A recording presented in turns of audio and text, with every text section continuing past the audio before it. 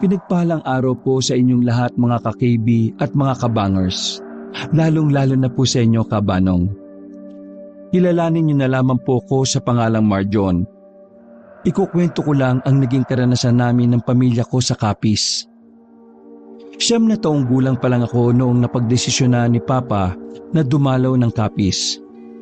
Death anniversary kasi ng lola namin noon.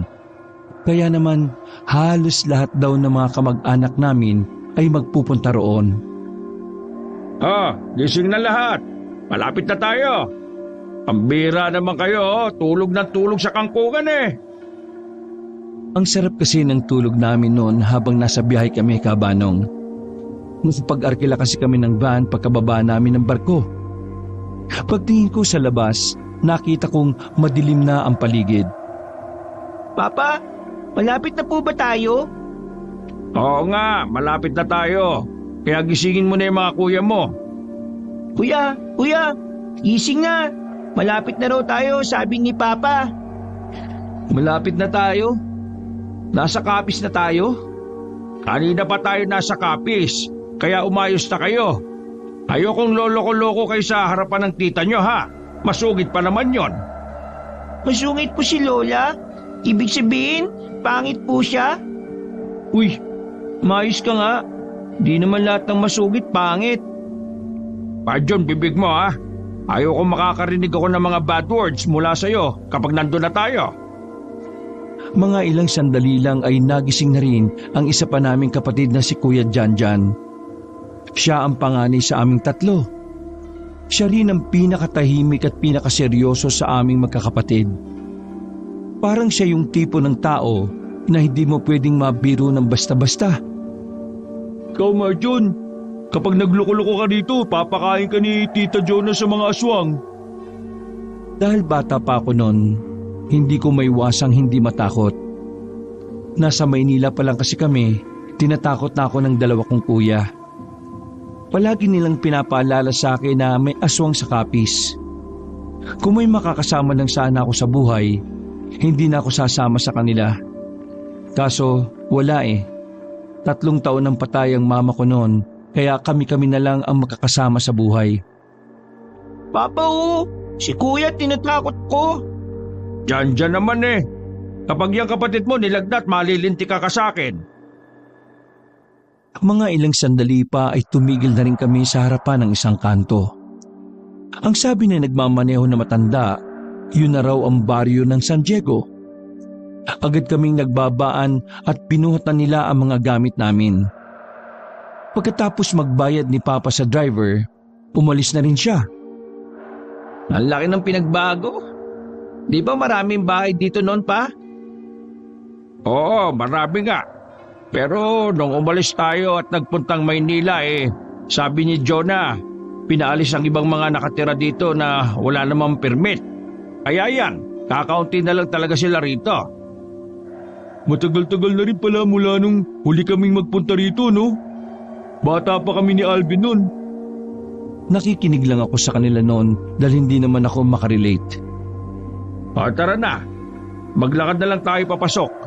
Mukhang malapit na lang din naman eh. Kanya-kanya na silang bitbit na mga dala nila. Habang ako ay nakahawak lang kay Papa na ignoranting nakatingin sa mga nadadaanan namin. Noong mga sandaling yon, nakakaramdam ako ng pagkailang dahil sa mga taong nakatingin sa amin. Bawat bakuran kasi na nadadaanan namin, nakatutok ang mga mata nila sa amin na parang minsan lang sila nakakita ng tao. Mga ilang sandali lang, natanaw na rin namin ang kinaroroonan ng bahay ni Lola na si Tita Jonah na ang nangangalaga. Nagmamadali kaming lumapit doon. Isang matandang babae ang nakita namin doon na halatang naghihintay din sa amin. Ate Jonah, nandito na kami. Nasasabik na lumapit si Papa sa tita namin. Niyakap niya yun ng mahigpit. Iritado namang kumalas sa kanya ang tita namin. Ano ka ba naman, Roland? Para kang bata. May payakap-yakap ka pang nalalaman. Eto naman si ate, parang hindi ako na-miss. Hoy, kayong tatlo. Ano pang tinitingin-tingin niyo dyan? Aba, pumasok na kayo rito. Ito kasing mga to nakatunga nga eh. Nadamay patuloy ako. Makita ko pa lang ang mukha ni tita noon, natatakot na ako. Sa kanya ko nakikita ang perpektong kasungitan ng isang matandang dalaga. Pumasok na kami sa bahay ni Lola. Malaki-laki yon kaya malawak din ang sala. Umupo na muna kami sa sofa. Narinig kong nagbubulungan si Kuya Alvin at Kuya Janjan. Pero hindi ko maintindihan kung anong sinasabi nila. Basta nakatingin lang sila kay tita. Ilang minuto pa lang ang nagdaan, umakyat na rin sila kuya sa itaas. Habang ako naman, gumala-gala lang ako sa palibot ng bahay. Siyempre bata, kaya curious na curious ako sa mga nakikita ko roon. Tuwang-tuwa kasi ako kasi maraming punong nakapalibot. Pero sa kabilang banda, medyo natatakot din ako. Lalo na kapag naalala ko ang mga panakot ng mga kuya ko. Nalibang ako sa kakalakad ng mga sandaling yon. Sa likuran ng bahay, meron akong nakitang daan na hinarangan lang ng mga kahoy. Para bang dati nang ginagamit ang daan na yon, kaya naman biglang pumasok sa isipan ko na pumunta roon. Wala akong pakialam noon kung pagagalitan ako ni Papa o ni Tita. Ano kaya meron dito? Umakyat ako sa mga kahoy. Muntikan pa akong sumabit sa nakausling pako. Buti na lang, naiwas ko ang pako. Uy, muntik na ako dun ah. Pagbaba ko, sinundan ko ang daan. Hindi ko alam kung saan ako dadalhin nun. Pero nilalamon talaga ako ng kuryosidad. Lakad lang ako ng lakad. Biglang lumilingon ako sa likuran. Paliit na ng paliit ang nakikita kong bahay nila Lola. Sinyalis na nasa malayong parte na ako. Bakit ganun? Kanina pa ako naglalakad pero wala naman ako makitang bahay. Saan kaya papunta tong daan na to? Kagaya ng ibang bata, inatake ako ulit ng pagiging ignorante. Akala ko kasi noon, kapag dinerecho ko yun ay may playground ako matatagpuan. Binilisan ko pa ang lakad ko hanggang sa hindi ko na nakita ang bahay na pinanggalingan ko. Ganun pa man, nagpatuloy pa rin ako sa paglalakad. Binagalan ko na lang ang lakad ko nang matanaw ang bukod tanging bahay na naroon. Sa mata ng isang batang katulad ko, parang normal na bahay lang yon. Kaya naman lumapit ako roon para alamin kung sino ang mga nakatira doon. Gusto ko na magwiwi. Pwede kaya ako magwiwi dito? Papasok na sana ako sa loob ng bakuran pero napatigil ako nang marinig na may mga paparating. Malayo pa lang, dinig na dinig ko na noon ang mga usapan nila. Para silang nagtatalo. May nabanggit pa nga silang karne na pinag-aawayan nila. Inosente pa ang utak ko noon, kabanong. Kaya hindi ko pa maintindihan kung bakit sila nag-aaway para lang sa karne. Basta ang tingin ko lang sa kanila ay mga simple silang tao. Dahil sa likas na pagiging usisero ko, lumapit pa ako ng bagya sa bahay nila. Hanggang sa narinig ko na nga ang pinag-uusapan nila. Sinabi ko naman sa'yo ako nakakain kay Ruel Hindi, akin si Ruel. Sa'yo na lang ang nanay niya. Ayoko. May sakit yun, tanga ka ba? Oo, ati na lang tayo kay Ruel. Nang mga sandaling yun, ang unang pumasok sa kokote ko ay baboy o kalabaw si Ruel. Naalala ko kasi na yung mga alagang baboy at kalabaw ng kapatid ng nanay namin ay may mga pangalan. Hala, kawawa naman. Ano kaya si Ruel? Baboy? Kalabaw? Baka manok din. Umiiling-iling pa ako noon na parabang ang dami ko ng alam sa buhay. Pagtingin ko uli sa mga nag-uusap, narinig ko na naman ang isa sa kanila na nagsalita. Ang hirap naman kasi maging aswang. Pahirapan makahanap ng makakain. Sa narinig kong yun, naramdaman ko kagad ang pagtayo ng mga balahibo ko. Alam na alam ko ang aswang. Dahilan para tuluyan ang magbagong tingin ko sa dalawang lalaki. Aswang? Hala, lagot! Nasa aktong aalis na sana ako, pero bigla ko na lang naapakan ng lata. Hala, naku naman! Napatingin sa kinaroroonan ko ang dalawang lalaki. Hindi ko alam ang gagawin ko noon dahil nakita nila akong naroon. Sa sobrang takot ko, Kabanong, hindi ko na namalaya na naihina pala ako sa shorts ko. Hindi ako makagalaw. Para bang sandaling napako ang pako sa kinatatayuan ko. Agad na lumabas ang dalawang lalaki para puntahan ako. Nakakatinginan sila nang makitang bata lang pala ang naroroon. Nagsesenyasan ng dalawa. Kaya umisip na lang ako ng paraan. May sakit po ako. Pwede po pahinging gamot? Hindi sila sumagot. Kitang-kita ko sa mga mukha nila ang pagiging takam. Kapag kinain niyo ko, makakasakit kayo sa atay. Hindi pa sila tumigil. Sa halip ay marahan silang lumapit sa akin habang nakangiti. Sobrang saya nila dahil sa wakas meron na silang makakain. Nang halos isang dipa na lang ang pagitan nila sa akin, bigla na lang silang tumigil. Hindi ko alam kung anong meron. Kung dahil ba sa panghinko kasi naihi ako o kung may iba pang dahilan. Nagbubulungan silang dalawa. Sinamantala ko na ang pagkakataon para makaalis. Wala na akong pakialam kung hahabulin nila ako. Basta ang mahalaga na lang sa akin ay matakasan sila. Maliliit lang ang hakbang ko kaya mas binilisan ko ang takbo ko. Paglingon ko sandali, nakita kong hindi nila ako hinahabol. Ganun pa man, takot na takot pa rin akong tinahak ang daan pabalik. Papa, tulong! Sigaw ko ng paulit-ulit na makabalik na ako sa bakuran namin. Pero si Kuya Alvin at Kuya Janjan lang ang inabutan ko ron. Kuya, may aswang! May nakita akong aswang! Dalawang lalaki sila! Kakainin nila si Ruel! Nainis ako sa dalawa kong kuya noon dahil natawa sila sa sinabi ko. Halos sumakit-sakit ang tiyan nila kakatawa. Kahit si Kuya Janjan na hindi naman pala tawa, humalakhak ng malakas. Totoo sinasabi ko mga kuya! May aswang! Kawawa naman si Ruel! Pero tawa pa rin sila ng tawa. Noong mga sandaling yun, hiniling ko na sana hindi na lang ako bata. Para kahit papaano ay maniwala sila sa akin.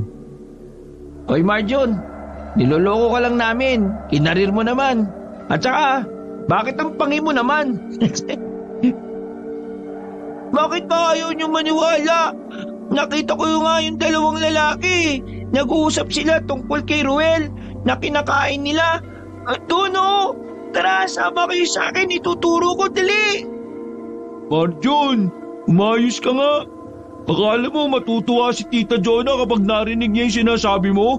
Baka mamaya isipin pa ng ibang tao dito na ginagawa natin katatakutan tong probinsya nila Totoo naman kasi ang aswang. Inakbayan ako ni Kuya Alvin at ginulo ang buhok ko. Joke lang kasi yun. Kung ano man yung nakita mo, nakakamali ka lang. Kapag tumanda ka na, maintindihan mo rin yung ibig sabihin ng hallucination. Halos maiyak na ako noon dahil hindi sila naniniwala, Kabanong. Lumabas ako ng bahay at hinanap ko si Papa. Pero ang sabi nila, may pinuntahan daw kasi sila ni Tita Jonah. Nanahimik na lang tuloy ako sa isang tabi. Tuwing napapatingin sa akin ang dalawa kong kuya, bigla-bigla na lang silang natatawa. Papatunayan ko rin ang totoo ang mga aswang. Sa sobrang sama ng loob ko, Kabanong, nakatulog na ako sa sala. Paggising ko, wala nang tao sa paligid ko. Kinabahan ako noon kaya mabilis akong bumangon. Nakahinga lang ako ng maayos nang makita ko sila Papa sa bakuran. Kasama ang iba ko pang mga tiyuhin. Gusto ko sanang sabihin kay Papa ang natuklasan ko pero tingin pa lang ni Tita Jonah sa gilid, parang titiklop na ako. Habang nasa hagdanan lang ako, nakatulala, biglang may bata ring lalaki ang lumapit sa akin. Sa isip-isip ko noon, magkaedad lang kaming dalawa. Bembol ang pangalan ko. Ha? Hindi ko naman tinatanong Sino ka ba? Bembol nga ang pangalan ko. Marjon ang pangalan ko. Hindi ko naman tinatanong Ano ba? Ang kulit mo Teka nga, bakit mo pa ako kinakausap? Kaninong anak ka ba? Anak ako ng papa ko. Alam ko.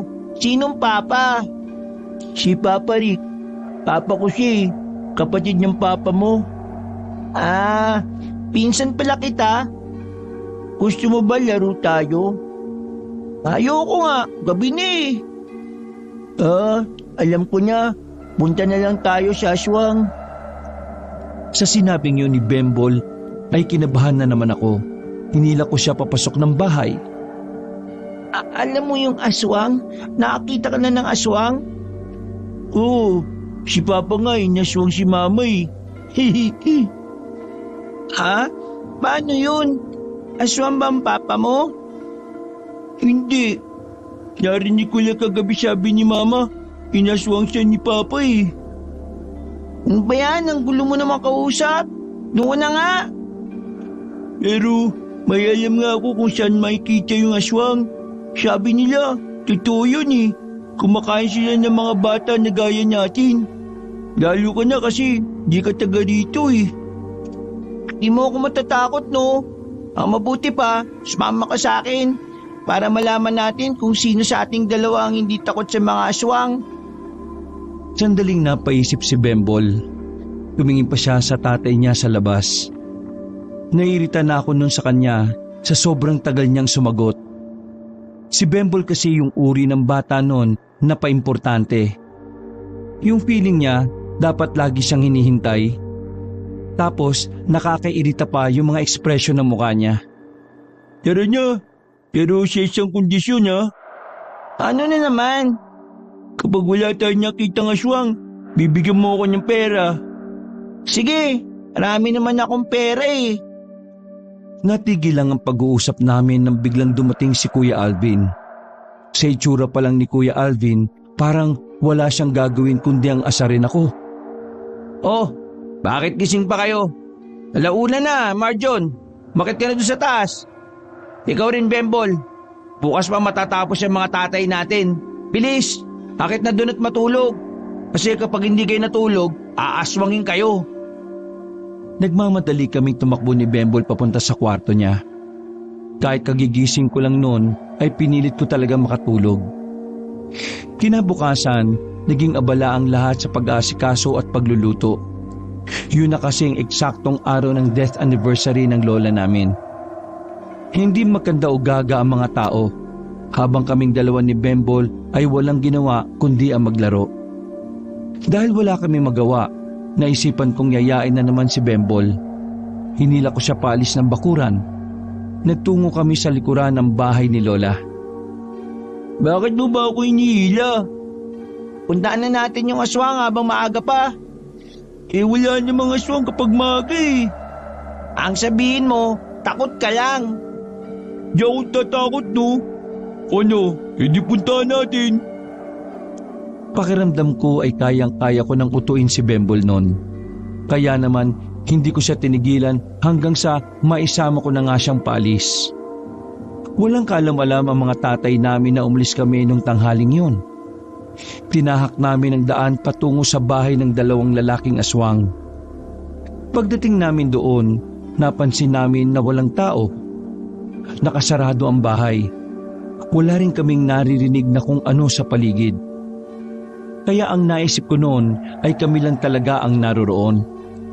Dito yung bahay ng dalawang aswang na nakita ko kagabi. Hindi ako pwede magkamali. Eh wala naman sila dito eh. Halika!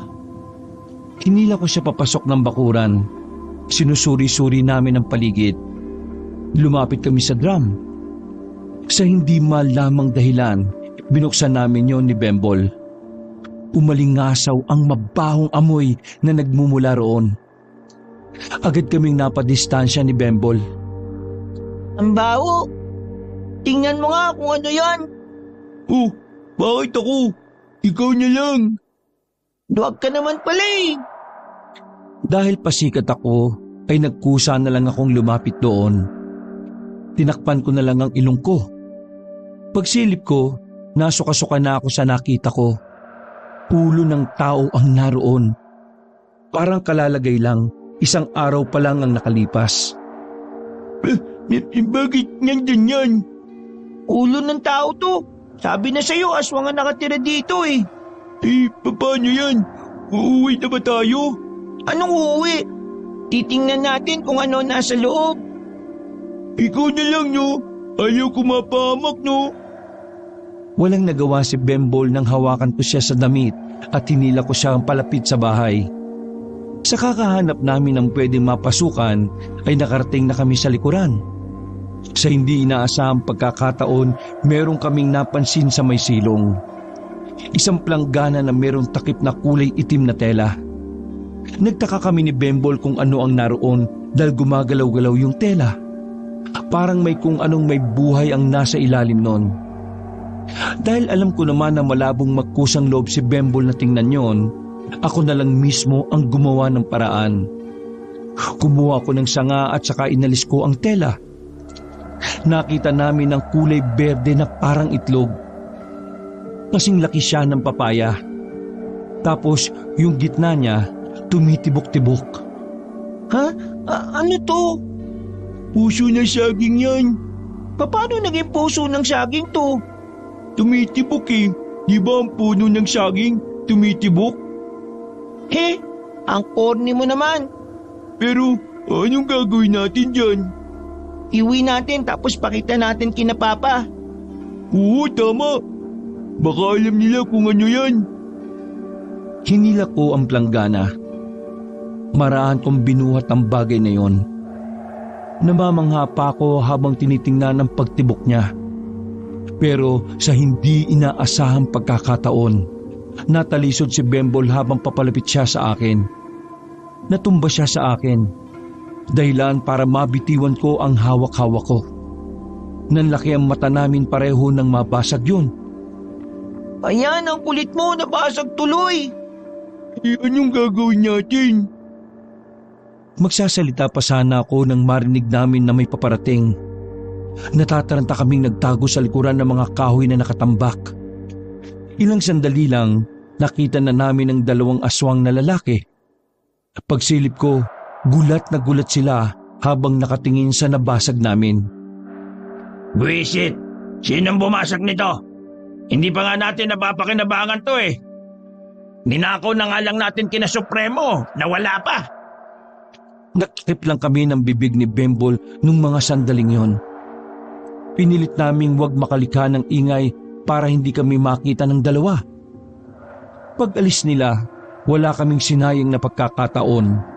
Mabilis kaming tumakbo ni Bembol. Nadapa-dapa pa kami sa daan at nagkandagasgas sa mga tuhod namin. Nang makabalik na kami sa amin, agad na humiwalay sa akin si Bembol. Ako naman ay dumiretso sa kwarto namin sa itaas. Sakto naman na naroon si Kuya Alvin at abala sa pagbabasa. Hindi ako nagsalita. Kabadong-kabado kong sumiksik sa dulo ng kama. Napansin naman ako ni Kuya Alvin. Hoy, putlang-putla ka. Anong ginawa mo? Nang hindi ako makapagsalita, lumapit sa akin si Kuya Alvin. Hoy, Marjon, ayos ka lang ba? Magsalita ka nga. Kuya. O ano?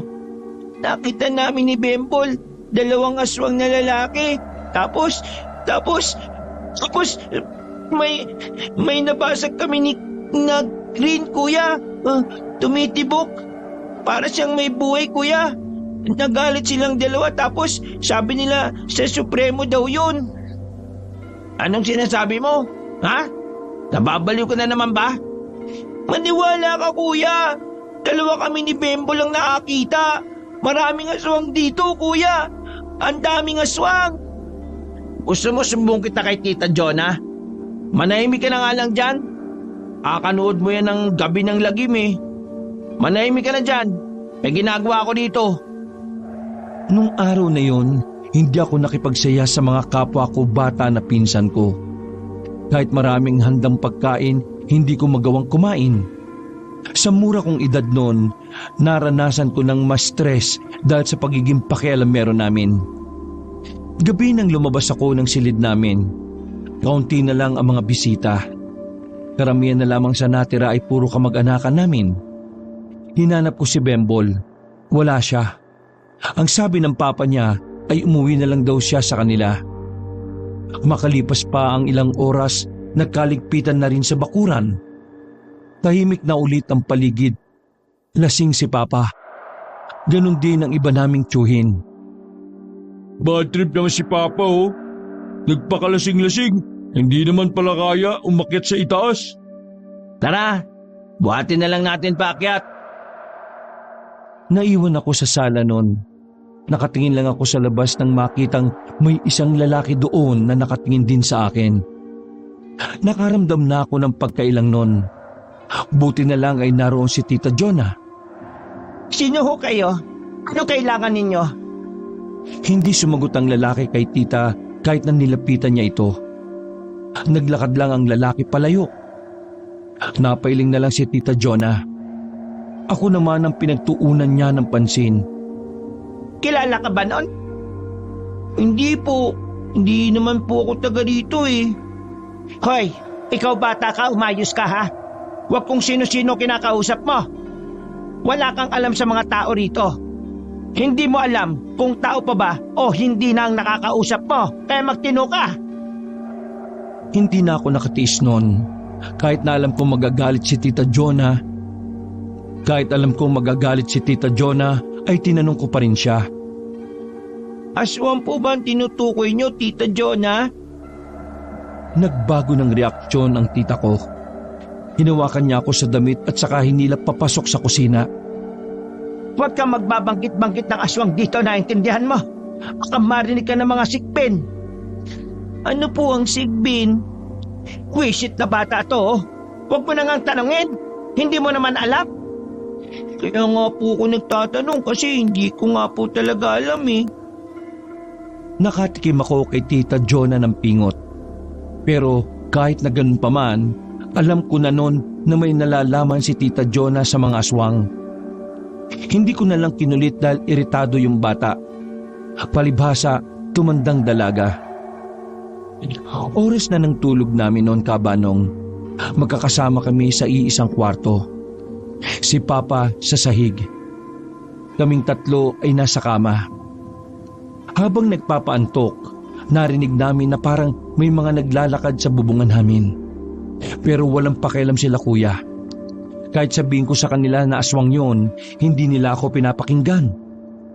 Iniisip kasi nila na bata lang ako. Kaya kung ano-anong pagpapapansin ang ginagawa ko. Pero nang biglang makarinig na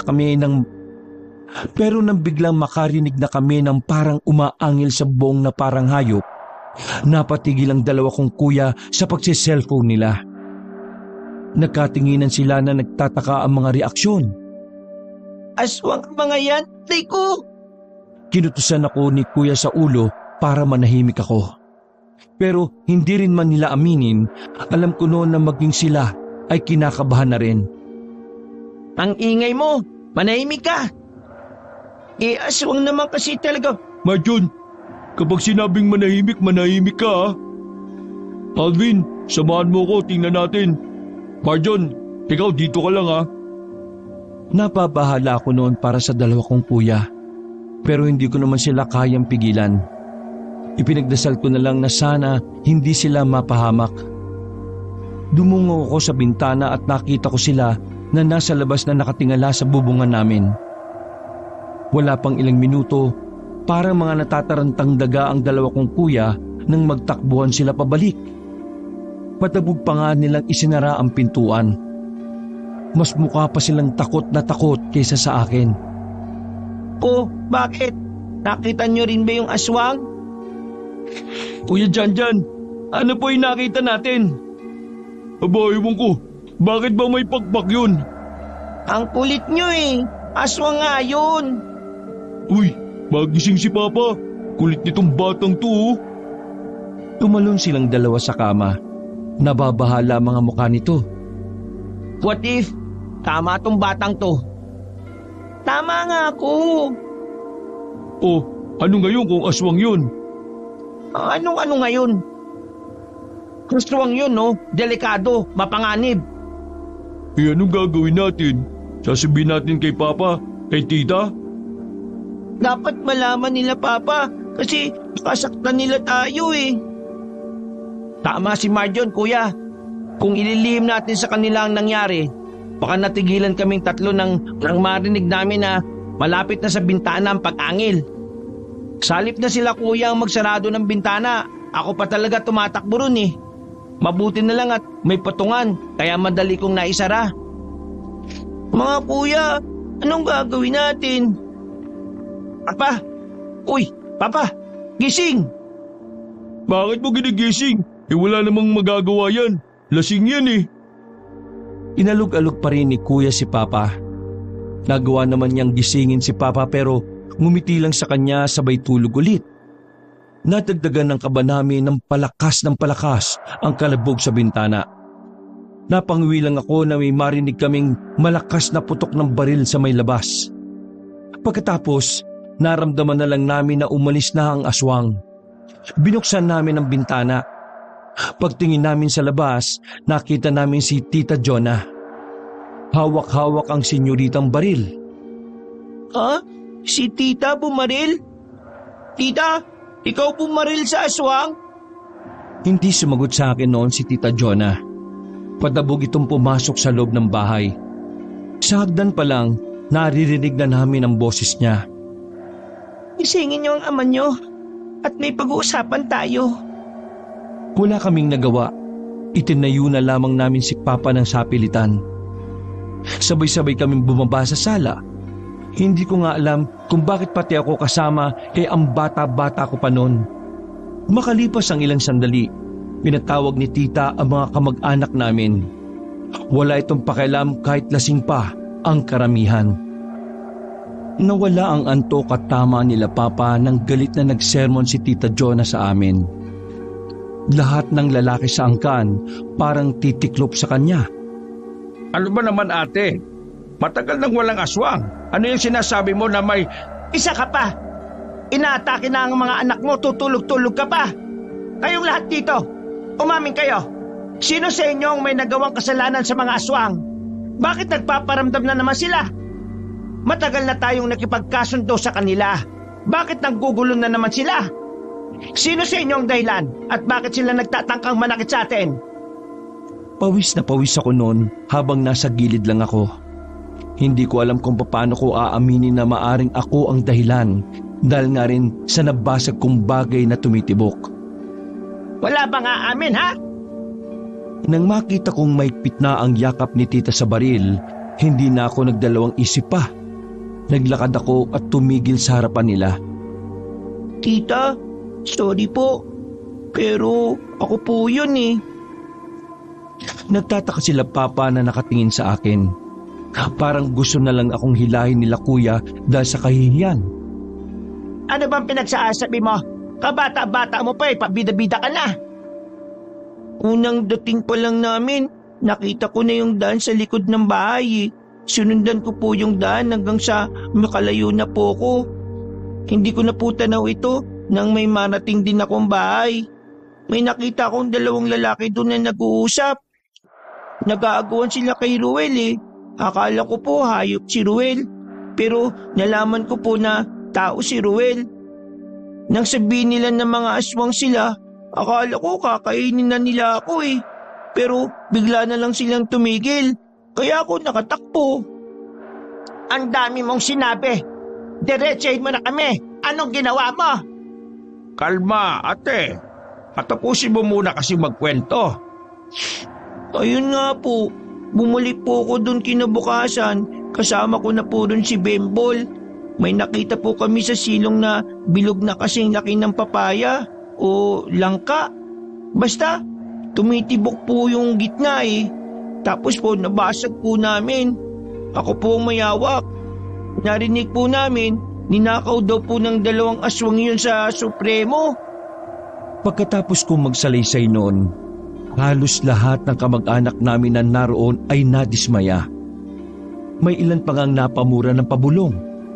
Sinabunutan ni Tita Jonah ang sarili niya sa sobrang stress. Alam mo ba kung anong nabasag ninyo? Eh hindi ko po alam. Malapit na akong maiyak noon dahil sa takot at hiya.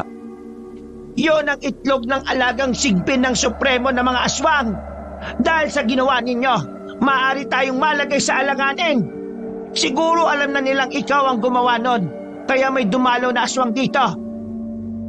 Hindi ko na napigilan ang sarili ko. Tuluyan na akong naiyak. Hinila ko ni Kuya Alvin at niyakap. Kawalang-galang na po, tita.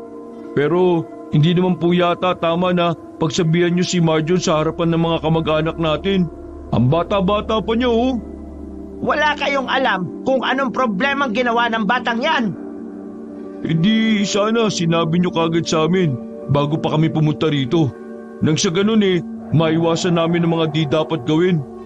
Alam mong bata yan makulit yan, maligalig. Tapos gaganyanin ninyo.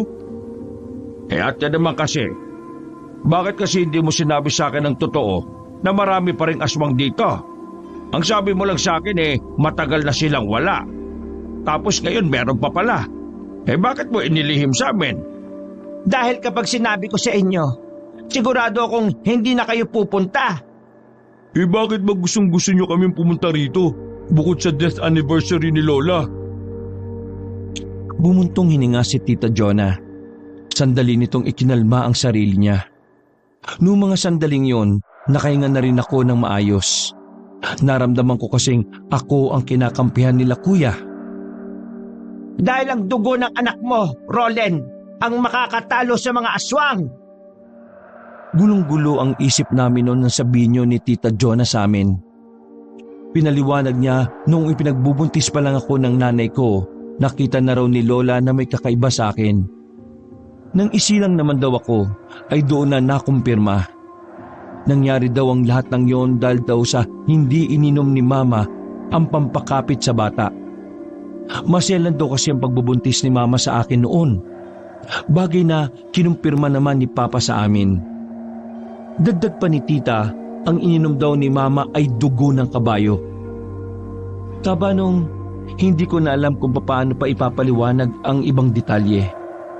Basta sa ganoong konsepto nabuo ang pagiging importante ko sa buhay ng nakararami. Nasa akin daw kasi nakasalalay ang katapusan ng mga aswang. Tulala, balisa at hindi makapagsalita sila kuya at papa. Hindi naman pala kasi talaga death anniversary ni Lola ang dahilan kung bakit kami pinapunta. Ako lang pala ang pakay nila Tita Jonah. Nakatulog na lang ako pero gising pa rin sila papa at kuya. Hindi rin kasi sila mapakali. Sobra silang nag-aalala sa akin. Dahil nga alam na rin nila na sa mga nalaman namin nasa alanganin ang buhay ko. Narinig ko sila papa at kuya na nag-uusap-usap. Kita ko rin na nag-iimpake na si Kuya Janjan at Kuya Alvin. Hindi. Aalis na kami rito. Hindi ako papayag na gamitin yung anak ko sa mga aswang-aswang na yan. Ang bata-bata pa ng anak ko.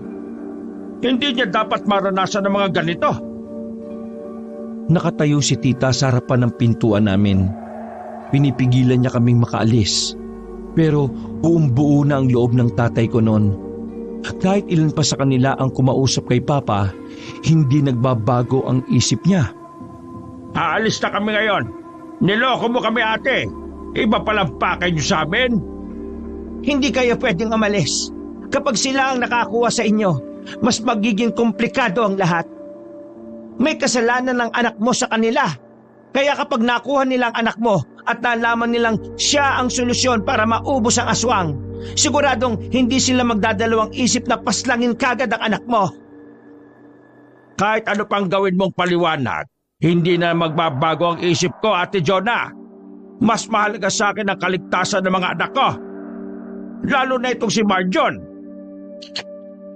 Binitbit na ako ni Papa habang sila Kuya Alvin at Kuya Janjan naman ay kinuha na rin ang mga maleta namin. Mabilis kaming lumabas ng bahay ni Lola. Habang naglalakad ay nagbubunga nga si Papa. Galit siya sa tita namin. Ganon din sa iba naming kamag-anak na nakakaalam ng tungkol sa akin. Mga buang pala sila. Ginamit pa nila ang araw na kamatayan ni Mama para lang gamitin din si Marjon. Anong akala nila sa bata? Kasangkapan? Parang buwan din talaga tong si Ate Jonah. Kaya hindi nakapag-asawa Ang weirdo-weirdo. Pa, kalma lang. Ang dugo mo. Baka ma-high blood ka na naman yan, ha? Nakakainis eh. Ginagawa nila tayong tanga. Napakasincere ng pagpunta natin dito para sa lola nyo. Tapos, iba palang tumatakbo sa mga utak nila. Idadamay pa tong kapatid ninyo sa mga aswang-aswang na yan. Bullshit! Huminto kami sa gilid para mag-abang ng tricycle papuntang terminal. Nakasakay naman kami pero sa kasamaang palad, inabot kami ng malakas na ulan. Maaga pa lang, basang-basa na kami. Pagkarating naman namin sa terminal ng jeep, wala ni isang jeep ang nakaparada doon.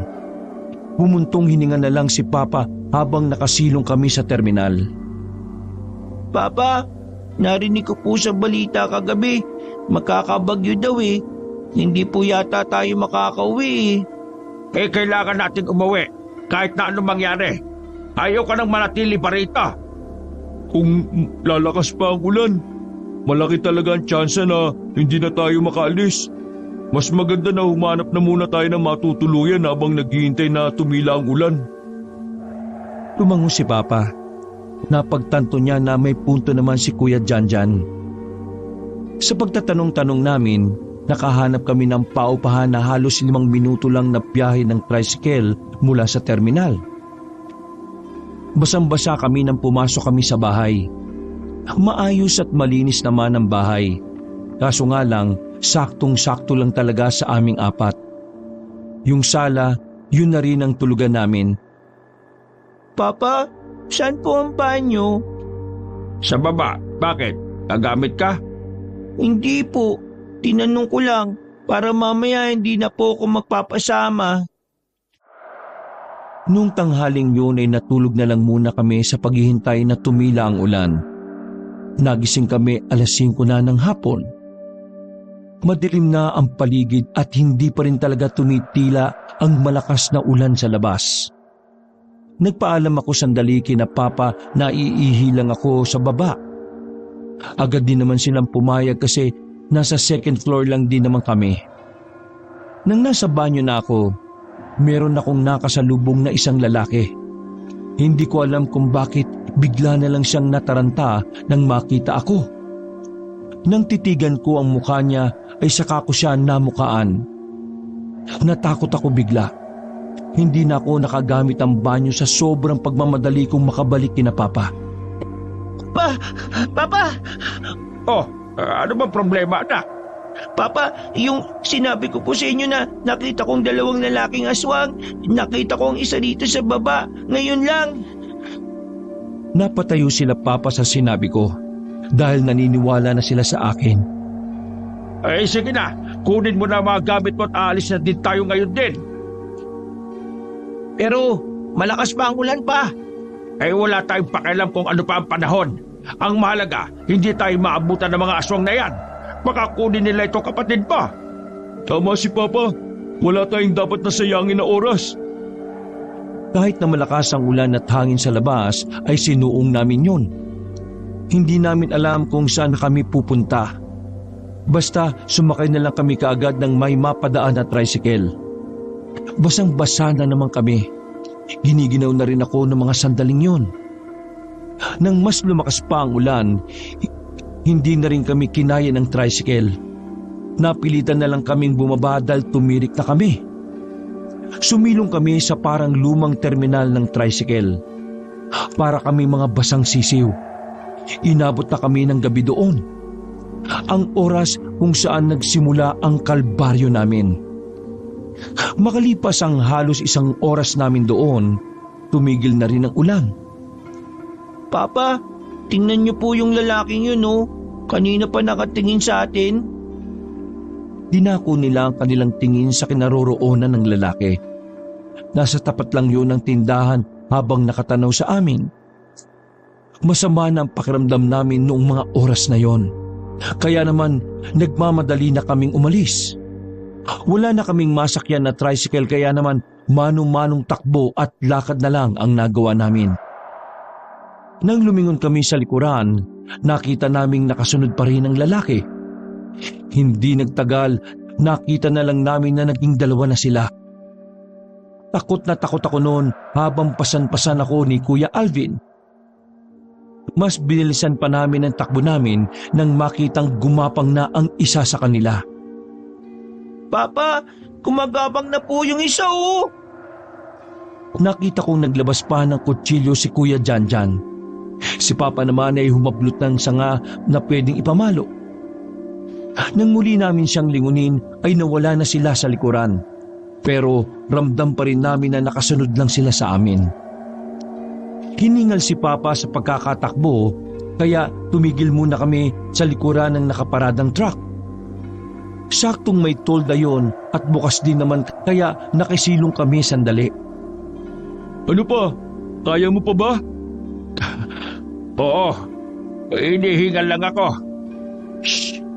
Huwag kayong maingay. Nakikiramdam lang kami sa paligid noon.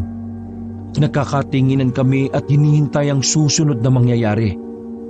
Mga ilang sandali lang, narinig na namin na may dalawang lalaki ang nag-uusap sa labas. Palapit sila ng palapit sa dulo ng truck. Nang makita na nila Kuya na nandoon ang dalawang lalaki, lumabas sila at sinipa ang mga yon. Sigaw ng sigaw ang dalawang lalaki at nagmamakaawa. Sakalang napagtanto nila Kuya na hindi pala yun ang mga aswang. Painante at driver pala ang mga yon. Mabuti na lang din at hindi nasaksak ni Kuya Janjan ang isa. Naku, pasensya na ho kayo ha. Galit na galit ang dalawa. Makikisabay sana kami sa kanila kaso hindi sila pumayag. Napapakamot na lang kami sa ulo. Tiningnan nila Kuya ang paligid na wala na ang dalawang aswang na sumusunod. Pero nagpatuloy pa rin kami sa paglalakad at naghanap ng pwedeng makakatulong sa amin. Sa mga oras na yon, parang gusto ko na lang sabihin kay Papa na mali ang desisyon niya na umalis kami kina Tita Jonah. Hindi na namin alam kung saan na kami nakarating. Basta isang baryo ang natagpuan namin. Malayong-malayo na yun sa lugar nila Tita. Dahil sa ginaw at gutom, napilitan na lamang kaming pumunta sa baryo na yon. Naganap ulit kami ng matutulugan. Ang kaso nga lang ay wala ng paupahan doon. Hindi rin naman madaling kausapin ng mga tao doon. Dahil lahat ng pinagtanungan namin ay puro masusungit. Tumambay kami sa harapan ng isang tindahan. Doon na muna kami kumain. Wala pa kaming 10 minuto doon, may mga nagdatingan ng mga kalalakihan. Hindi sila lalagpas ng 10, pero ramdam na ramdam ko na hindi sila mga tao. Nakuha agad nila Papa ang nangyayari, kaya naman agad na nila akong pinatakbo. Marjol, mula! Haharangan pa sana ako ng 2 aswang na lalaki pero sinapak ko sila sa bayag. Mabilis akong tumakbo paalis at tinabol naman ako ng 2. Nahawakan ako ng isang aswang pero nakasunod pala sa akin si Kuya Alvin. Sinapak ni Kuya Alvin yun. Pinagtitinginan na kami ng mga tao. Hindi makapagbagong anyo ang mga aswang dahil na rin marami ang nakakakita sa amin. Kinarga ako ni Kuya Alvin. Kumaripas kami ng takbo paalis. Hindi na namin nabalikan pa sina Papa at Kuya Janjan. Dahil bata, iyak ako ng iyak noon. Iniisip ko noon na baka tinuluyan na ng mga aswang si Papa at Kuya Janjan. Habang kaming 2 naman ni Kuya Alvin, nakahanap kami ng pwede naming pagtambayan. Pumasok kami sa isang bahay sa loob ng ginagawa pa lang na bahay. Sinamantala namin ang kadiliman para hindi kami makita na kung sino man sa labas. Nung naroon na kami, Kuya, natatay na po ko. Ay naku naman oh, kung kailan walang banyo sa kakapatatae. Tumahay ka na dyan. Saan? Eh di dyan sa gilid, bilisan mo na. Maapoy mo eh. Lalanghapin ko na lahat para maubos na yung amoy. Dami mong pang sinasabi. kahit hindi ako komportable ay umupo na ako sa gilid ng pader. Marahan kong hinubad ang short ko at saka swabing umiri. Hindi pa ako natatapos pero bigla na lang may humila kay Kuya Alvin. Nang marinig ko ang mababangis na angil ay nasiguro ko kagad na aswang yon. Kita pa ang lubot ko ay pinuntahan ko si Kuya Alvin na nakakapit sa bakal na bakod. Hinihila siya ng aswang papunta sa halamanan. Kaya naman kumuha agad ako ng bato. Binato ko ang aswang pero sa kasamaang palad, si Kuya ang tinamaan ko sa ulo. Galit na galit si Kuya Alvin sa akin. Tanto ko naman oh, mukha ba akong aswang? Huwag akong patamaan mo! Visit na batang to oh! Kumuha ulit ako ng bato at sa sunod na pukol ko, tinamaan na ang aswang sa muka. Dahil doon ay nabitiwan niya si Kuya. Tumakbo siya palapit sa akin. Nawala naman pansamantala ang aswang. Kinarga ko ni Kuya paalis. Pumunta kami sa ikalawang palapag ng bahay na hindi pa kumpleto ang mga pader. Sumiksik lang kami sa gilid. Kuya naman, bakit dito pa tayo pumunta eh? Pwede naman tayo umalis eh. Shh! Kamaingay. Dito una ko naisip eh. Manahimik ka na nga lang. Hindi na kami nagsalita nang maramdaman namin na may mga yabag na ng paa sa hagdanan. Nang nasa tapat na namin siya, ay bigla siyang sinapak ni Kuya Alvin na malakas. Sa lakas ng pagkakasapak ni Kuya ay tumaob ang aswang. Muli kaming tumakbo pababa. Pero pagkarating namin doon ay hindi namin inaasahan ang bubungad sa amin. Mas maraming aswang na pala ang naghihintay sa amin. Hinawakan agad ako ni Kuya ng mahigpit.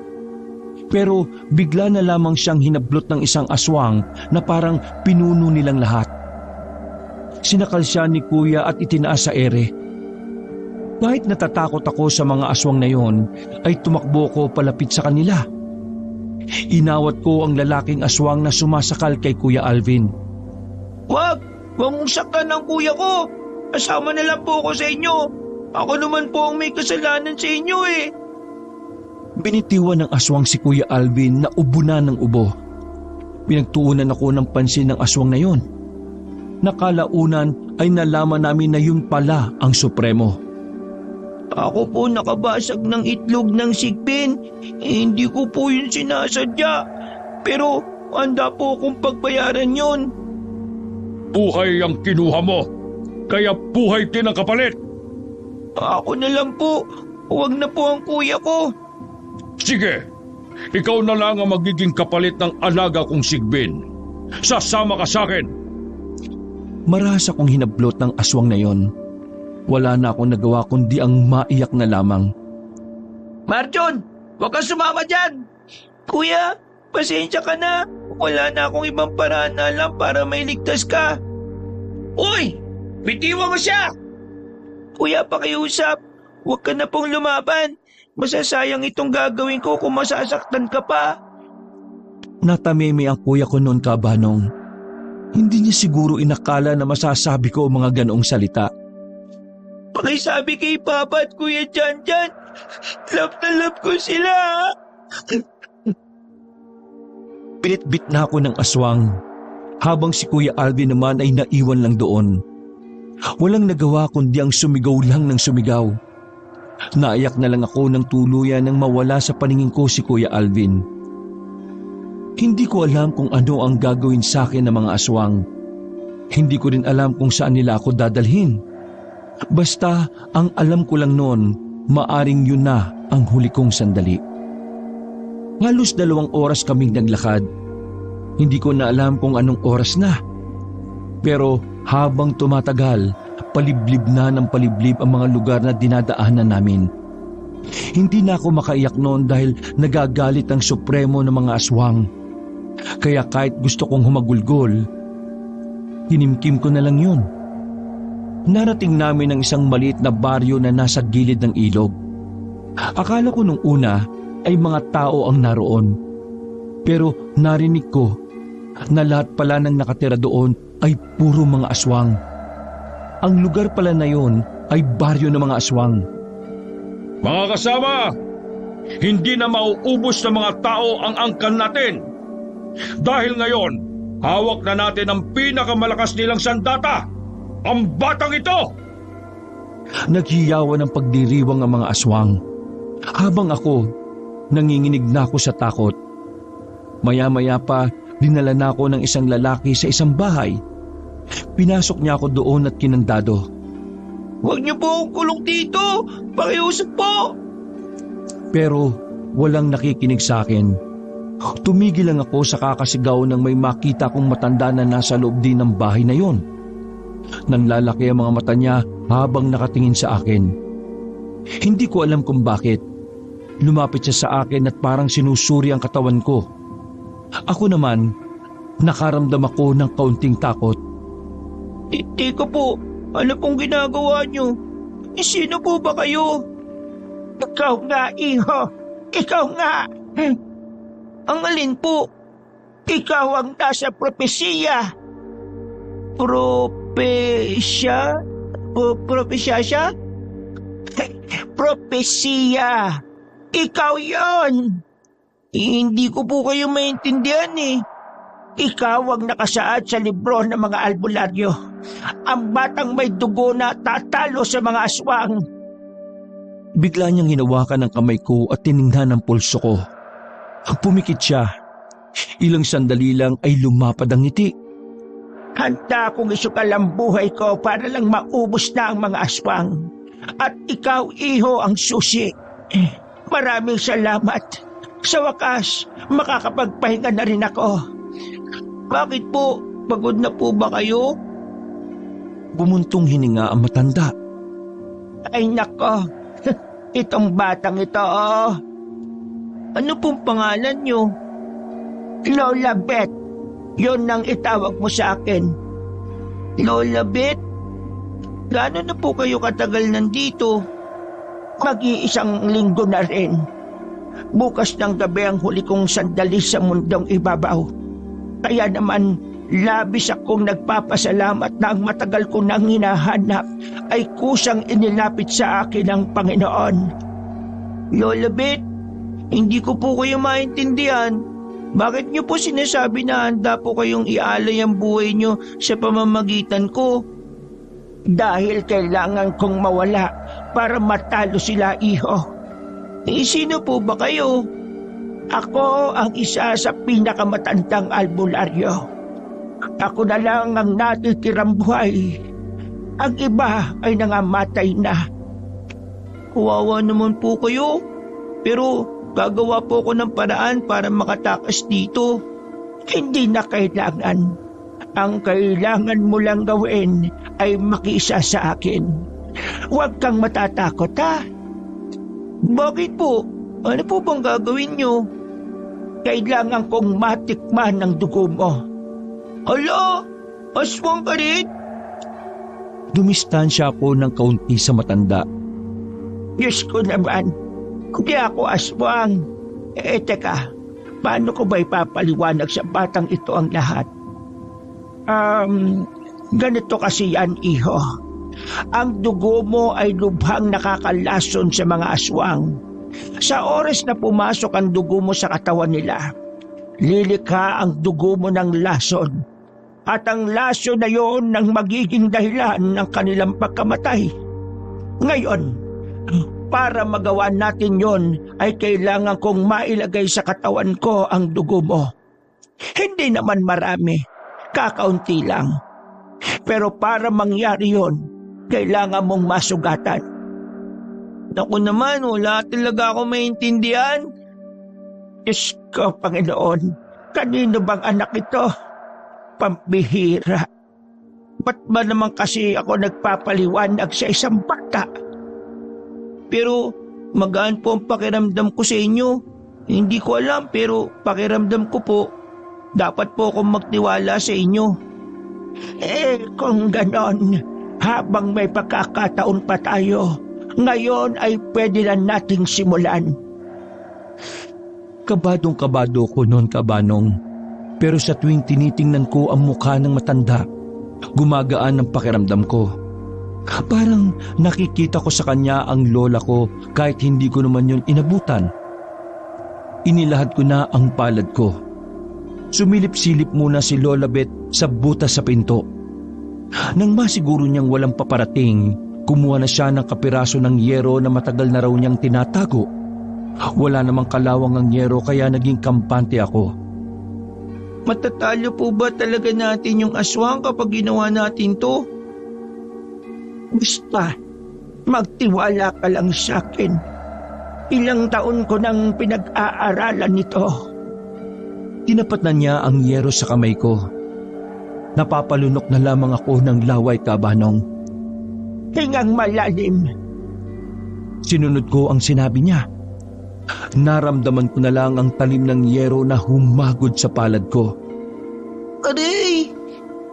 Mabilis na nilagyan ni Lola Beth ng tela ang kamay ko. Pagkatapos niyang inumin ang dugo ko, tiniis ko na lang ang pandidiri na nararamdaman ko. Ngayoy dadaloy na ang dugo mo sa katawan ko. Malaki na ang tsansa natin na matalo sila. Hindi ko po talaga maintindihan, Lola eh. Pero sana manalo nga po tayo. Kapag nasa tamang kaisipan ka na, maiintindihan mo rin ng lahat. May kinuha siya sa plastik na kulay pula. Iniabot niya sa akin ang tela na binilog-bilog para magmukhang bola. Tanggapin mo ito, iho. Ginawa ko ito ng ilang araw mula sa mga lumang damit na binigay nila sa akin. Bolang tela. Bakit niyo po binibigyan ako ng ganito? Pasasalamat ko sa iyo yan. Dahil sa wakas, matatapos na rin ang misyon ko. Maraming salamat po. Iingatan ko po itong bigay niyo sa akin, Lola. Pero sana, pagtapos natin sila matalo, makita tayo ulit ha. Gusto po kitang mas makilala pa eh. Umiti ang matanda sa kanya. Wala na akong narinig na sagot mula sa kanya. Pero hindi ko inakala na yun na pala ang una at huling beses na makikita ko ang kanyang magandang ngiti. Dahil sa dami ng pinagdaanan ko, ay tuluyan na akong nakaramdam ng antok. Nakatulog ako sa tabi ng matanda na isang beses ko palang nakita. Kinaumagahan paggising ko, wala na ang matandang kasama ko. Hindi ko alam kung saan siya dinala. Pag-aalala at lungkot ang naramdaman ko ng mga sandaling yon. Maya-maya lamang ay bumukas na ang pinto ng silid na kinalalagyan ko. 2 lalaki ang pumasok. Nasaan niyo po dinala si Lola Beth? Hindi sumagot ang 2 lalaki. Pinagtawanan lang nila ako ng pinagtawanan. Sa isip-isip ko noon ay meron talaga silang ginawang masama sa matanda. Kinuha nila ako at inilabas sa silid na yun. Pagdating ng tanghali, pinakilala ako ng Supremo sa mga kapwa nila aswang. Mga kasama, ang batang ito ay alas ng mga tao. Ito ang magiging dahilan kung bakit maaari tayong malagas. Kaya naman, mamayang gabi rin, masasaksihan niyong lahat kung paano wawakasan ang paghahari-harian ng mga tao. Kapag nawala na ang batang ito, magagawa na natin ang lahat ng ating ninanais. Tuwang-tuwa ang mga aswang. Nakakatakot ang mga tawa nila at mga hiyawan. Hindi ako nakatingin sa mga mata nila dahil alam kong nakakatakot ang mga tingin nilang nanlilisik. Mabilis na lumipas ang mga sandali. Sumapit na rin ang gabi. Naging abala ang mga aswang para sa paghahanda nila sa nalalapit kong kamatayan. Habang ako, nakagapos lang ako sa tapat ng bahay ng Supremo.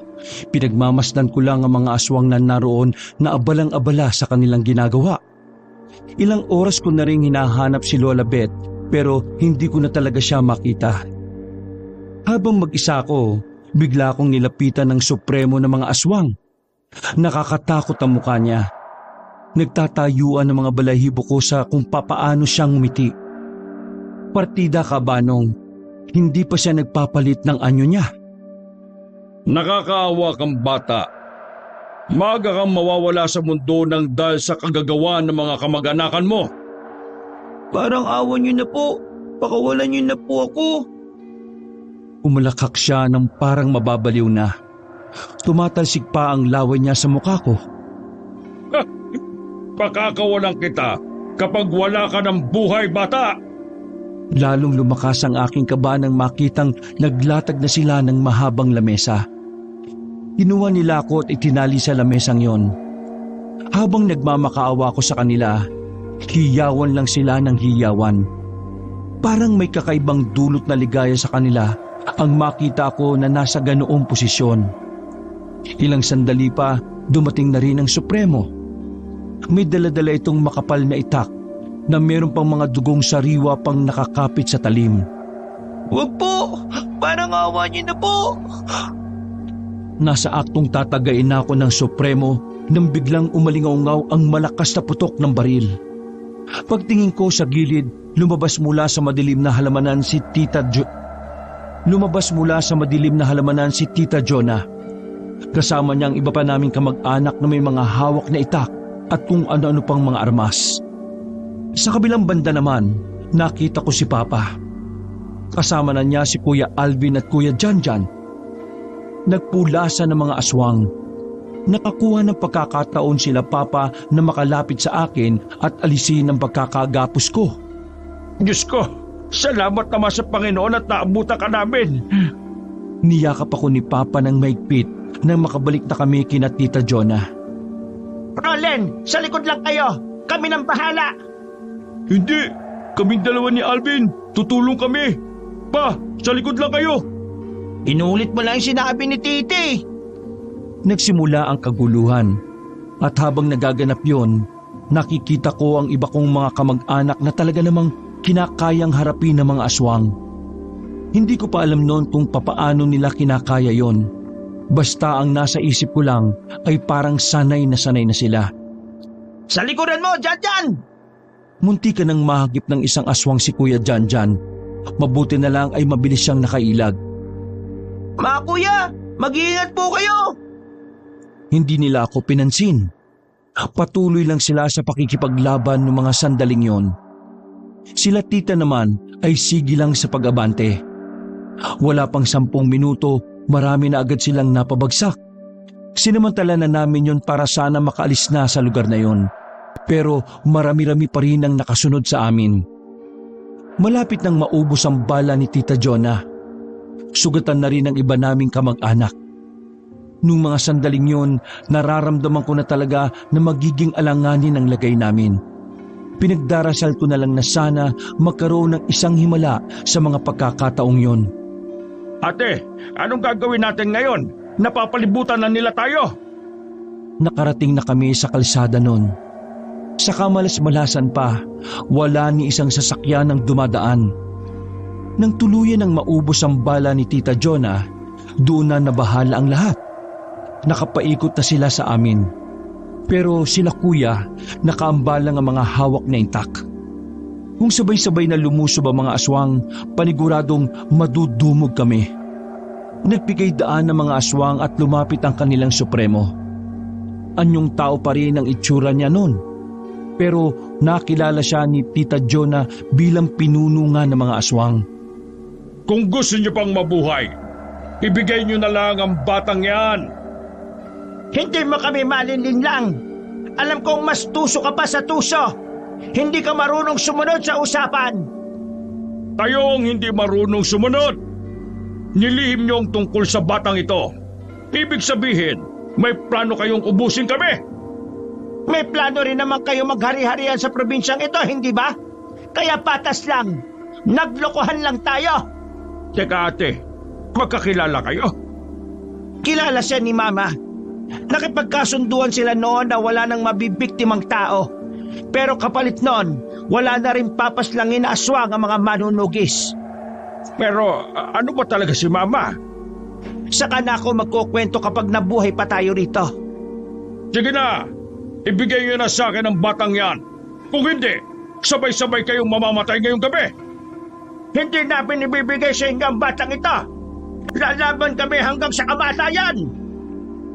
Sige, madali naman akong kausap eh.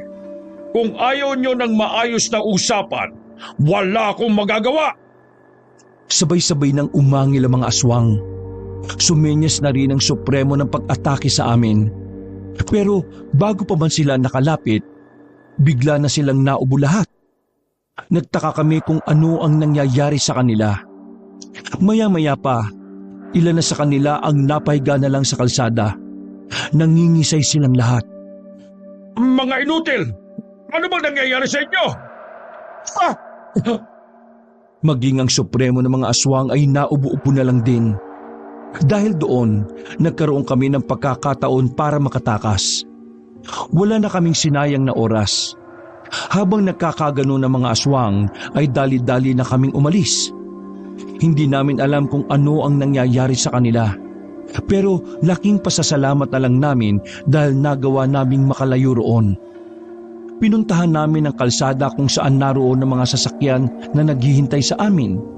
Pinaharurot nila ang mga sasakyan at saka dali-dali nang umalis doon. Nakahinga ng maluwag nang makauwi na rin kami lahat. Naiyak na lang ako sa trauma na dinulot ko nang dahil sa pagbihag sa akin ng mga aswang. Nang nasa sala na kaming lahat, napag-usapan namin ang tungkol sa nangyari sa mga aswang. Wala silang makitang dahilan kung bakit parang nalaso ng mga yon. Bumula kasi ang mga bibig nila. Bigla kong naalala ang sinabi ni Lola Beth sa akin noong nasa kulungan kami na bahay. Agad ko namang kinuwento yun sa kanila. Nung nasa kulungan po ko, nakilala ko po si Lola Beth. Isa raw siyang albularyo eh. Kaso nahuli rin siya ng mga aswang. Hiniwa niya po yung palad ko tapos hinigop niya po yung dugo ko. Ang sabi niya sa akin, sa pamamagitan daw po nun, mauubos niya ang mga aswang. Hindi ko po alam kung anong sinasabi niya eh. Basta nagtiwala lang po ako sa kanya. Paggising ko kinaumagahan, wala na siya. Si Aling Beth Makamo? Opo, kilala niyo po ba siya? Isa siya sa kakilala ni Mama na talagang galit din sa mga aswang. Matagalan niya binabalak na hanapin ang batang nasa propesiya. Sinabi niya noon sa amin na iinumin niya ang dugo ng bata at magpapahuli siya sa mga aswang para ipakain sa mga yon ang kanyang katawan. Marjon, ang dugo mo ang naging lason sa mga aswang kaya tayo nakatakas. Teka, sinasabi mo na yung matandang humigop ng dugo ni Marjon, kinain siya ng mga aswang kaya sila nalason? Tama, ganun nga ang nangyari. Isinugal ni Aling Beth ang sarili niya para matalo ang mga aswang na yon. Kawawa naman po si Lola Beth. Ang bait-bait pa naman sana niya sa akin. Sabi niya, magkikita pa kami. Kapalaran na niya kung ano nangyari sa kanya. Kaya hindi mo kailangan malungkot, Marjon. Isipin mo na lang na kaya nangyari yon ay para na rin sa mas nakakarami. Hindi ko pa gaanong naintindihan ang sinabi ni Tita Jonah noon. Iyak lang ako ng iyak. Hanggang sa mga ilang sandali lang ay nakaramdam na rin ako ng antok. Pinagpahinga na muna ako nila Papa. Habang sila naman ay nagbabantay sa paligid sa posibilidad na may mga natitira pang aswang. Dakong 3:00 ng madaling araw, muling nabulabog ang paligid. Nagising ako sa malalakas na sigawan ng mga kamag-anak namin. Dali-dali akong bumaba ng sala. Nakasalubong ko si Papa na sa akin din pala ang punta.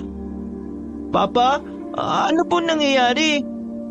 Yung supremo ng mga aswang, buhay pa! Kinalibutan ako nang marinig ko ang sinabi niyo ng tatay ko. Sabay na kaming bumaba ng sala. Sinarado na ang lahat ng bintana, ang pintuan din ay nilagyan na rin ng kandado. Kakaibang supremo ng mga aswang. Hindi siya pangkaraniwan. Natataranta ako nang makitang may isa na kaming kamag-anak ang sugatan. Nakahandusay lang sa sahig habang duguan. Inilayo nila kuya para agapan ang nawawalang dugo sa katawan nito. Mga ilang sandali lang, bigla na lang nawasak ng supremo ng mga aswang ang pintuan. Aswang! Ninyo, iakyat sa itaas! Wala nang magawa sila Papa. Hindi na rin magamit ang baril dahil wala na rin mga balang mailagay. Roland, bantayin mo lang ang anak mo. Kami nang bahala. Janjan at Alvin, tulungan niyo kami. Tumango lang sila kuya. Matapang nilang hinarapang aswang. Sabay-sabay silang lumusob sa Supremo. Habang kami nakatayo lang sa gilid, hindi rin naman kami pwedeng pumunta sa taas dahil tsak, mas magmamadali ang mga aswang kapag nakitang wala kami sa sala. Pinagtatataga nila kuya ang aswang pero sinasalag-salag lang ng Supremo ang mga itak. Mula nang magbago ng anyo yon, parang hindi na yon tinatablan kahit duguan pa rin ang katawan. Anong akala nyo sa Supremo? Mahina! Hindi ako matatalo ng ganun-ganun lang! Uubusin ko kayong mga tao! Marahas na hinawakan ng Supremo si Kuya Alvin. Walang kahirap-hirap nitong binalibag si Kuya sa gilid. Sinunod naman itong atakin si Kuya Janjan. Hinagis lang din yon sa lamesa. Sila tita naman, pinilit nilang labanan pa rin ang aswang. Pero sa pagkakataon na yon, hindi na talaga nila kinaya. Kinalmot ng Supremo si tita sa likuran. Sa sobrang hapdi ay nakadapa na lang ang tita ko sa sahig. Ang iba ko namang tito sabay-sabay na niyakap ang aswang para maitulak na lang palabas. Pero pinagdadatakma lang sila sa ulo at binalandra sa pinto. Nanginginig na ako sa takot nang tumingin na siya sa direksyon namin. Tumakbo kami ni Papa patungong kusina. Pero nakasunod sa amin ang aswang na nandun. Lalapit na sana siya sa amin nang biglang matanaw namin sa sala na pumasok si Bembol. Takang-taka siya sa nangyayari kung bakit may mga taong nakahandusay. Uy!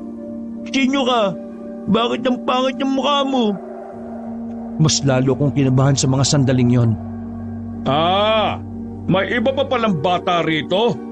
Pero dahil wala naman itong silbi, uunahin ko na muna ito. Wag! Huwag ka lalapit, pangit ka! Unti-unting naglakad ang aswang. Pilit akong kumalas kay Papa.